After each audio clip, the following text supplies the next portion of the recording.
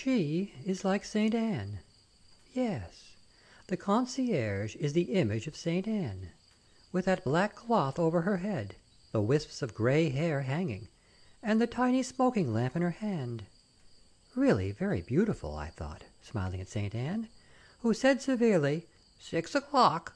You have only just got time. There is a bowl of milk on the writing table.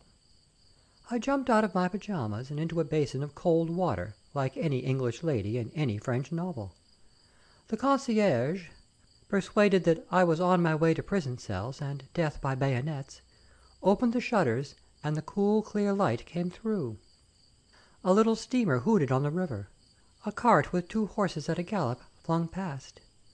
The rapid swirling water. The tall black trees on the far side, grouped together like negroes conversing. Sinister, very, I thought, as I buttoned on my age-old Burberry. That Burberry was very significant. It did not belong to me. I had borrowed it from a friend. My eyes lighted upon it, hanging in her little dark hall. The very thing. The perfect and adequate disguise. An old Burberry. Lions have been faced in a Burberry. Ladies have been rescued from open boats in mountainous seas, wrapped in nothing else. An old Burberry seems to me the sign and the token of the undisputed venerable traveller, I decided, leaving my purple peg-top with the real seal collar and cuffs in exchange. "You will never get there," said the concierge, watching me turn up the collar. "Never, never." I ran down the echoing stairs. Strange they sounded, like a piano flicked by a sleepy housemaid, and on to the quay. "Why so fast, ma mignon?" said a lovely little boy in colored socks, dancing in front of the electric lotus buds that curve over the entrance to the metro. Alas, there was not even time to blow him a kiss. When I arrived at the big station I had only 4 minutes to spare, and the entrance platform was crowded and packed with soldiers, their yellow papers in one hand and big untidy bundles. The commissionaire of police stood on one side, a nameless official on the other. Will he let me pass? Will he? He was an old man with a fat swollen face covered with big warts. Horn-rimmed spectacles squatted on his nose. Trembling, I made an effort. I conjured up my sweetest early morning smile, and handed it with the papers. But the delicate thing fluttered against the horn spectacles, and fell. Nevertheless, he let me pass, and I ran in and out among the soldiers and up the high steps into the yellow-painted carriage. "Does one go direct to X?" I asked the collector, who dug at my ticket with a pair of forceps and handed it back again. "No, mademoiselle. You must change at XYZ." "At XYZ." Again I had not heard. "At what time do we arrive there, if you please?" 1 o'clock. But that was no good to me. I hadn't a watch. Oh well, later. Ah! The train had begun to move. The train was on my side. It swept out of the station, and soon we were passing the vegetable gardens, passing the tall blind houses to let, passing the servants beating carpets. Up already and walking in the fields, rosy from the rivers and the red-fringed pools, the sun lighted upon the swinging train, and stroked my muff and told me to take off that Burberry. I was not alone in the carriage. An old woman sat opposite, her skirt turned back over her knees, a bonnet of black lace on her head. In her fat hands, adorned with a wedding and 2 mourning rings, she held a letter. Slowly, slowly she sipped a sentence, and then looked up and out the window, her lips trembling a little, and then another sentence, and again the old face turned to the light, tasting it. 2 soldiers leaned out of the window, their heads nearly touching. One of them was whistling, the other had his coat fastened with some rusty safety pins. And now there were soldiers everywhere working on the railway line, leaning against trucks or standing hands on hips, eyes fixed on the train as though they expected at least one camera at every window. And now we were passing big wooden sheds like rigged-up dancing halls or seaside pavilions, each flying a flag. In and out of them walked the Red Cross men, the wounded set against the walls, sunning themselves. At all the bridges, the crossings, the stations, a petit soldat, all boots and bayonet. Forlorn and desolate he looked, like a little comic picture waiting for the joke to be written underneath. Is there really such a thing as war? Are all these laughing voices really going to the war? These dark woods, lighted so mysteriously by the white stems of the birch and the ash, these watery fields with the big birds flying over, these rivers green and blue in the light, have battles been fought in places like these? What beautiful cemeteries we are passing! They flash gay in the sun. They seem to be full of cornflowers and poppies and daisies. How can there be so many flowers at this time of the year?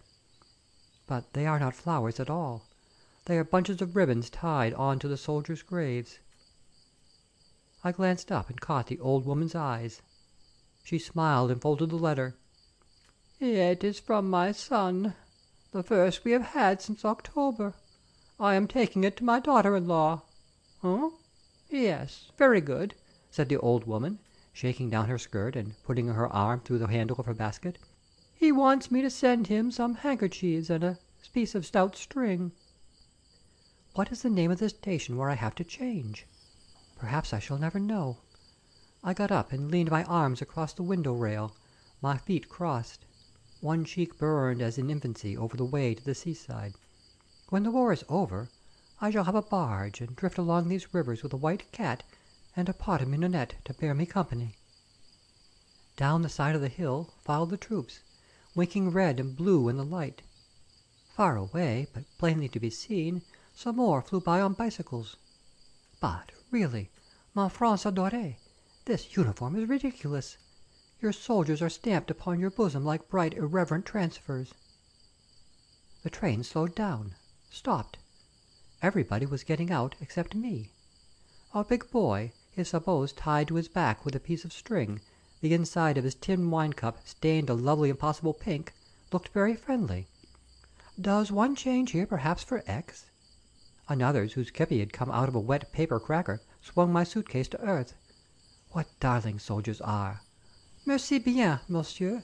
Vous êtes tout à fait aimable." Not this way," said a bayonet. "Nor this," said another. So I followed the crowd. "Your passport, mademoiselle?" "Oui, Sir Edward Grey." I ran through the muddy square and into the buffet. A green room with a stove jutting out and tables on each side. On the counter, beautiful with colored bottles, a woman leans, her breasts in her folded arms. Through an open door I can see a kitchen, and the cook in a white coat breaking eggs into a bowl and tossing the shells into a corner. The blue and red coats of the men who are eating hang upon the walls. Their short swords and belts are piled upon chairs. Heavens, what a noise! The sunny air seemed all broken up and trembling with it. A little boy, very pale, swung from table to table, taking the orders, and poured me out a glass of purple coffee. "Shh!" came from the eggs. They were in a pan. The woman rushed from behind the counter and began to help the boy. "Tout de suite," she chirped to the loud, impatient voices. There came a clatter of plates and the pop-pop of corks being drawn. Suddenly in the doorway I saw someone with a pail of fish, brown, speckled fish, like the fish one sees in a glass case, swimming through forests of beautiful pressed seaweed. He was an old man in a tattered jacket, standing humbly, waiting for someone to attend to him. A thin beard fell over his chest. His eyes under the tufted eyebrows were bent on the pail he carried. He looked as though he had escaped from some holy picture, and was entreating the soldier's pardon for being there at all. But what could I have done? I could not arrive at X with 2 fishes hanging on a straw, and I am sure it is a penal offence in France to throw fish out of railway carriage windows, I thought, miserably climbing on to a smaller, shabbier train. Perhaps I might have taken them to... Ah, mon Dieu, I had forgotten the name of my uncle and aunt again. Buffard, buffoon, what was it? Again I read the unfamiliar letter in the familiar handwriting. My dear niece, now that the weather is more settled, your uncle and I would be charmed if you would pay us a little visit. Telegraph me when you are coming. I shall meet you outside the station if I am free. Otherwise, our good friend, Madame Gricon, who lives in the little toll house by the bridge, just en face de la gare, will conduct you to our home. Je vous embrasse tendrement, Julie Beauford. A visiting card was enclosed. Monsieur Paul Beauford. Beauford? Of course that was the name. Ma tante Julie et mon uncle Paul. Suddenly they were there with me, more real, more solid than any relations I had ever known. I saw Tante Julie bridling, with a soup tureen in her hands, and Uncle Paul sitting at the table, with a red and white napkin tied round his neck. Boifard. I must remember the name. Supposing the commissionaire militaire should ask me who the relations were I was coming to, and I muddled the name. Oh, how fatal! Bouffard? No, Boifard. And then for the first time, folding Aunt Julie's letter, I saw scrawled in a corner of the empty back page, "Venez, vite, vite." Strange, impulsive woman. My heart began to beat. We are not far off now," said the lady opposite. "You are going to Aix, mademoiselle?" "Oui, madame." "I also. You have been there before?" "No, madame. This is the first visit." "Really, it is a strange time for a visit." I smiled faintly, and tried to keep my eyes off her hat. She was quite an ordinary little woman, but she wore a black velvet toque, with an incredibly surprised-looking seagull camped on the very top of it. Its round eyes, fixed on me so inquiringly, were almost too much to bear. I had a dreadful impulse to shoo it away, or to lean forward and inform her of its presence. "Excusez-moi, madame, but perhaps you have not remarked there is an espèce de seagull couché sur votre chapeau?" Could the bird be there on purpose? I must not laugh. Had she ever looked at herself in a glass with that bird on her head? "It is very difficult to get into Aix at present, to pass the station," she said, and she shook her head with the seagull at me. Such an affair! One must sign one's name and state one's business." "Really? Is it as bad as all that?" "But naturally. You see, the whole place is in the hands of the military, and," she shrugged, "they have to be strict. Many people do not get beyond the station at all. They arrive, they are put in the waiting room, and there they remain." Did I or did I not detect in her voice a strange, insulting relish? "I suppose such strictness is absolutely necessary," I said coldly, stroking my muff. "Necessary!" she cried. "I should think so! Why, mademoiselle, you cannot imagine what it would be like otherwise. You know what women are like about soldiers." She raised a final hand. "Mad! Completely mad! But," and she gave a little laugh of triumph, "they could not get into Aix. Mon Dieu, no! There is no question about that." "I don't suppose they even try," said I. "Don't you?" said the seagull. Madame said nothing for a moment. "Of course the authorities are very hard on the men. It means instant imprisonment, and then off to the firing line without a word." "What are you going to Aix for?" said the seagull. "What on earth are you doing here? Are you making a long stay in Aix, mademoiselle?" She had won. I was terrified. A lamp post swam past the train with a fatal name upon it. I could hardly breathe. The train had stopped. I smiled gaily at Madame, and danced down the steps to the platform. It was a little hot room, completely furnished with two colonels seated at two tables. They were large, grey-whiskered men, with a touch of burnt red on their cheeks. Sumptuous and omnipotent they looked. One smoked what ladies love to call a heavy Egyptian cigarette, with a long creamy ash. The other toyed with a gilded pen.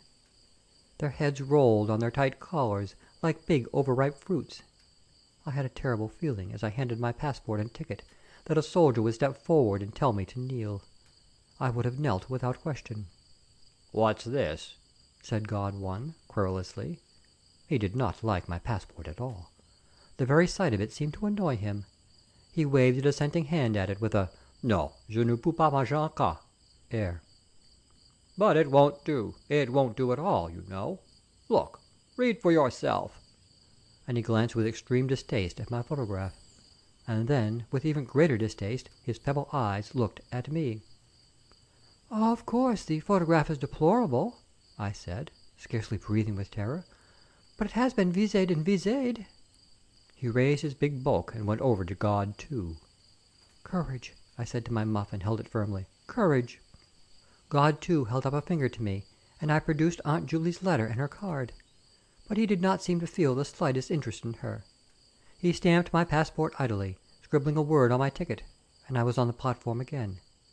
That way. You pass out that way.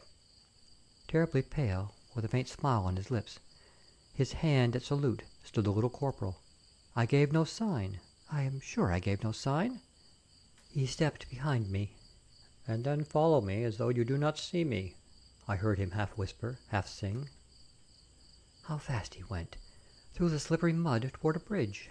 He had a postman's bag on his back, a paper parcel, and the menton in his hand. We seemed to dodge through a maze of policemen, and I could not keep up at all with the little corporal, who began to whistle. From the toll-house, our good friend, Madame Grigon, her hands wrapped in a shawl, watched our coming, and against the toll-house there leaned a tiny faded cab. "Montrez vite, vite!" said the little corporal, hurling my suitcase, the postman's bag, the paper parcel, and the menton onto the floor. "Aïe, aïe! Do not be so mad! Do not ride yourself! You would be seen!" wailed our good friend, Madame Grigon. "Ah, je me fais," said the little corporal. The driver jerked into activity. He lashed the bony horse, and away we flew. Both doors, which were the complete sides of the cab, flapping and banging. "Bonjour, mon ami." "Bonjour, mon ami." And then we swooped down and clutched at the banging doors. They would not keep shut. They were fools of doors. "Lean back. Let me do it," I cried. "Policemen are as thick as violets everywhere." At the barracks, the horse reared up and stopped. A crowd of laughing faces blotted the windows. "Prenez garde, mon vieux," said the little corporal, handing the paper parcel. "It's all right," called someone. We waved. We were off again. By a river, down a strange white street with little houses on either side, gay in the late sunlight. "Jump out as soon as he stops again. The door will be open. Run straight inside. I will follow. The man has already paid. I know you will like the house. It is quite white, and the room is white too, and the people are—" "White as snow?" We looked at each other. We began to laugh. "Now," said the little corporal. Out I flew, and in at the door.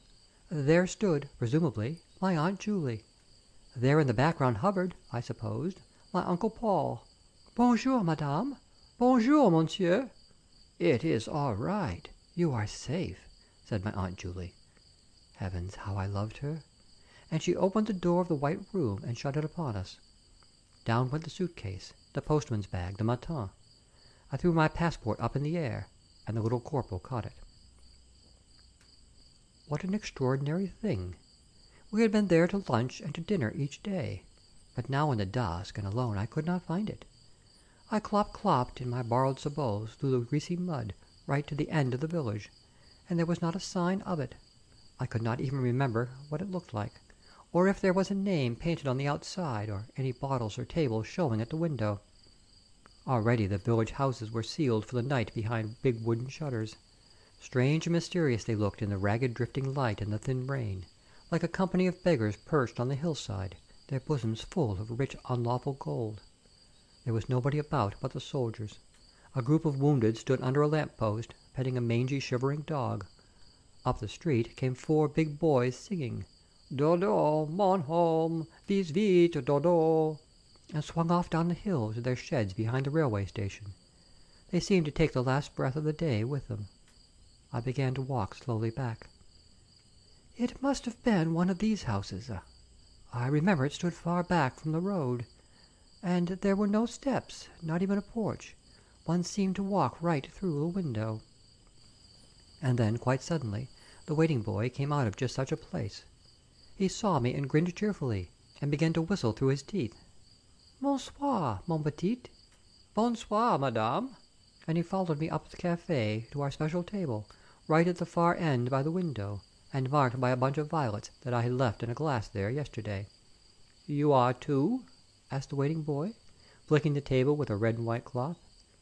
His long swinging steps echoed over the bare floor. He disappeared into the kitchen, and came back to light the lamp that hung from the ceiling under a spreading shade, like a haymaker's hat. Warm light shone on the empty place that was really a barn, set out with dilapidated tables and chairs. Into the middle of the room a black stove jutted, At one side of it there was a table with a row of bottles on it, behind which Madame sat and took the money and made entries in a red book. Opposite her desk, a door led into the kitchen. The walls were covered with a creamy paper, patterned all over with green and swollen trees. Hundreds and hundreds of trees reared their mushroom heads to the ceiling. I began to wonder who had chosen the paper, and why. Did Madame think it was beautiful, or that it was a gay and lovely thing to eat one's dinner at all seasons in the middle of a forest? On either side of the clock there hung a picture. One, a young gentleman in black tights, wooing a pear-scented lady in yellow over the back of a garden seat. Premier rencontre. 2, the black and yellow in amorous confusion. Triomphe d'amour. The clock ticked to a soothing lilt. C'est ça, c'est ça. In the kitchen the waiting boy was washing up. I heard the ghostly chatter of the dishes. And years passed. Perhaps the war is long since over. There is no village outside at all. The streets are quiet under the grass. I have an idea this is the sort of thing one will do on the very last day of all. Sit in an empty cafe and listen to the clock ticking until... Madame came through the kitchen door, nodded to me, and took her seat behind the table, her plump hands folded on the red book. Ping! Went the door. A handful of soldiers came in, took off their coats, and began to play cards, chaffing and poking fun at the pretty waiting boy, who threw up his little round head, rubbed his thick fringe out of his eyes, and cheeked them back in his broken voice. Sometimes his voice boomed up from his throat, deep and harsh, and then in the middle of a sentence it broke and scattered in a funny squeaking. He seemed to enjoy it himself. You would not have been surprised if he had walked into the kitchen on his hands and brought back your dinner turning a Katherine wheel. Ping! Went the door again. 2 more men came in. They sat at the table nearest Madame, and she leaned to them with a bird-like movement, her head on one side. Oh, they had a grievance. The lieutenant was a fool, nosing about, springing out at them, and they had only been sewing on buttons. Yes, that was all, sewing on buttons, and up comes this young spark. Now then, what are you up to? They mimicked the idiotic voice. Madame drew down her mouth, nodding sympathy. The waiting boy served them with glasses. He took a bottle of some orange-colored stuff and put it on the table edge. A shout from the card players made him turn sharply, and crash! Over went the bottle, spilling on the table, the floor, smash, to tinkling atoms. An amazed silence. Through it the drip-drip of the wine from the table onto the floor. It looked very strange, dropping so slowly, as though the table were crying. Then there came a roar from the card players. You'll catch it, my boy. That's the style. Now you've done it. Sept, huit, neuf. They started playing again. The waiting boy never said a word. He stood, his head bent, his hands spread out, and then he knelt and gathered up the glass, piece by piece, and soaked the wine up with a cloth. Only when Madame cried cheerfully, You wait until he finds out, did he raise his head. He can't say anything if I pay for it, he muttered, his face jerking, and he marched off into the kitchen with the soaking cloth. Il pleut de colère, said Madame delightedly, patting her hair with her plump hands. The cafe slowly filled. It grew very warm. Blue smoke mounted from the tables and hung about the haymaker's hat in misty wreaths. There was a suffocating smell of onion soup and boots and damp cloth. In the din the door sounded again. It opened to let in a weed of a fellow, who stood with his back against it, one hand shading his eyes. Hullo, you've got the bandage off. How does it feel, mon vieux? Let's have a look at them. But he made no reply. He shrugged and walked unsteadily to a table, sat down and leant against the wall. Slowly his hand fell. In his white face his eyes showed, pink as a rabbit's. They brimmed and spilled, brimmed and spilled. He dragged a white cloth out of his pocket and wiped them. It's the smoke, said someone. It's the smoke tickles them up for you. His comrades watched him a bit, watched his eyes fill again brim over. The water ran down his face, off his cheek onto the table. He rubbed the place with his coat sleeve, and then, as though forgetful, went on rubbing his hand across the table, staring in front of him. And then he started shaking his head to the movement of his hand. He gave a loud, strange groan, and dragged out the cloth again. Huit, neuf, dix, said the card players. Petite, some more bread, 2 coffees, un pecan. The waiting boy, quite recovered, but with scarlet cheeks ran to and fro. A tremendous quarrel flared up among the card players, raged for 2 minutes, and died in flickering laughter. "Oh!" groaned the man with the eyes, rocking and mopping. But nobody paid any attention to him except Madame. She made a little grimace at her 2 soldiers. "Mais vous ça va? C'est un peu dégoûtant, ça?" she said severely. "Ah, oui, Madame," answered the soldiers, watching her bent head and pretty hands as she arranged for the 100th time frill of lace on her lifted bosom. "V'la, monsieur!" called the waiting boy over his shoulder to me. For some reason I pretended not to hear, and I leaned over the table, smelling the violets, until the little corporal's hand closed over mine. "Shall we have un peu de charcuterie to begin with?" he asked tenderly. "In England," said the blue-eyed soldier, "you drink whiskey with your meals. N'est-ce pas, mademoiselle? A little glass of whiskey neat before eating? Whiskey and soda with your bisques, and after, more whiskey with hot water and lemon? Is it true that?" asked his great friend who sat opposite. A big, red-faced chap with a black beard and large moist eyes and hair that looked as though it had been cut with a sewing machine. "Well, not quite true," said I. "See, see!" cried the blue-eyed soldier. "I ought to know. I'm in business. English travellers come to my place, and it's always the same thing." "Bah! I can't stand whiskey," said the little corporal. "It's too disgusting the morning after. Do you remember, mon fils, the whiskey in that little bar in Montmartre?" "Souvenir tendre," sighed Blackbeard, putting 2 fingers in the breast of his coat and letting his head fall. He was very drunk. "But I know something you've never tasted," said the blue-eyed soldier, pointing a finger at me. "Something really good." He went with his tongue. "Et passant. And the curious thing is that you'd hardly know it from whiskey, except that it's—" He felt with his hand for the word. "Finer, sweeter perhaps, not so sharp, and it leaves you feeling gay as a rabbit next morning." "What is it called?" "Mirabelle." He rolled the word round his mouth under his tongue. "Ah, that's the stuff." "I could eat another mushroom," said Blackbeard. "I would like another mushroom very much. I am sure I could eat another mushroom if mademoiselle gave it to me out of her hand." "You ought to try it," said the blue-eyed soldier, leaning both hands on the table and speaking so seriously that I began to wonder how much more sober he was than Blackbeard. "You ought to try it, and tonight. I would like you to tell me if you don't think it's like whiskey." "Perhaps they've got it here," said the little corporal, and he called the waiting boy. "Petit!" "Non, monsieur," said the boy, who never stopped smiling. He served us with dessert plates painted with blue parrots and horned beetles. "What is the name for this in English?" said Blackbeard, pointing. I told him, "Parrot." "Ah, mon Dieu, parrot!" He put his arms round his plate. "I love you, my petit parrot. You are sweet, you are blonde, you are English. You do not know the difference between whiskey and Mirabelle." The little corporal and I looked at each other, laughing.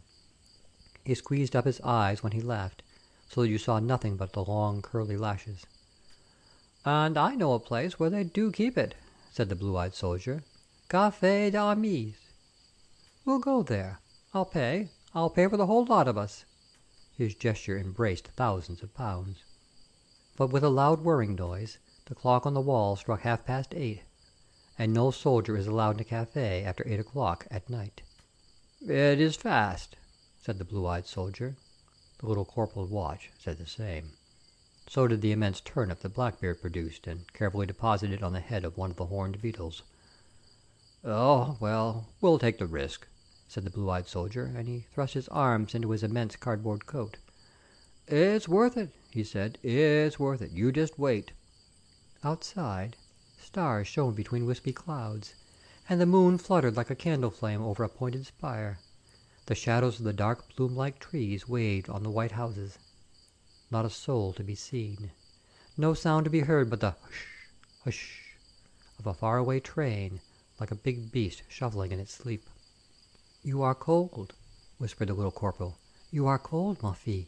"No, really not." "But you are trembling." "Yes, but I'm not cold." "What are the women like in England?"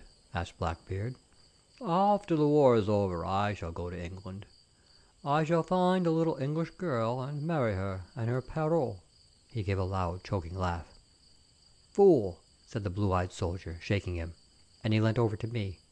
"It is only after the second glass that you really taste it," he whispered. "The second little glass, and then you know." Café des Amis gleamed in the moonlight. We glanced quickly up and down the road. We ran up the 4 wooden steps and opened the ringing glass door into a low room lighted with a hanging lamp, where about 10 people were dining. They were seated on 2 benches at a narrow table. "Soldiers!" screamed a woman, leaping up from behind a white soup tureen, a scrag of a woman in a black shawl. "Soldiers! At this hour! Look at that clock! Look at it!" And she pointed to the clock with the dripping ladle. "It's fast," said the blue-eyed soldier. "It's fast, madam. And don't make so much noise, I beg of you. We will drink, and we will go." "Will you?" she cried, running around the table and planting herself in front of us. "That's just what you won't do. Coming into an honest woman's house this hour of the night, making a scene, getting the police after you. Oh, no, no! It's a disgrace, that's what it is." "Shh!" said the little corporal, holding up his hand. Dead silence. In the silence we heard steps passing. "The police," whispered Blackbeard, winking at a pretty girl with rings in her ears, who smiled back at him, saucy. "Shh!" The faces lifted, listening. "How beautiful they are," I thought. "They are like a family party having supper in the New Testament." The steps died away. "Serve you very well right if you had been caught," scolded the angry woman. "I'm sorry on your account that the police didn't come. You deserve it. You deserve it." "A little glass of Mirabelle, and we will go," persisted the blue-eyed soldier. Still scolding and muttering, she took 4 glasses from the cupboard and a big bottle. "But you're not going to drink it in here.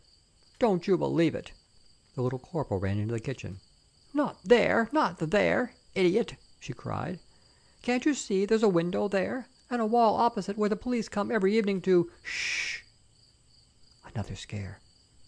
"You are mad, and you will end in prison, all 4 of you," said the woman. She flounced out of the room. We tiptoed after her into a dark-smelling scullery, full of pans of greasy water, of salad leaves and meat bones. "There now," she said, putting down the glasses. "Drink and go." "Why, at last!" The blue-eyed soldier's happy voice trickled through the dark. "What do you think? Isn't it just as I said? Hasn't it got a taste of excellent whiskey?"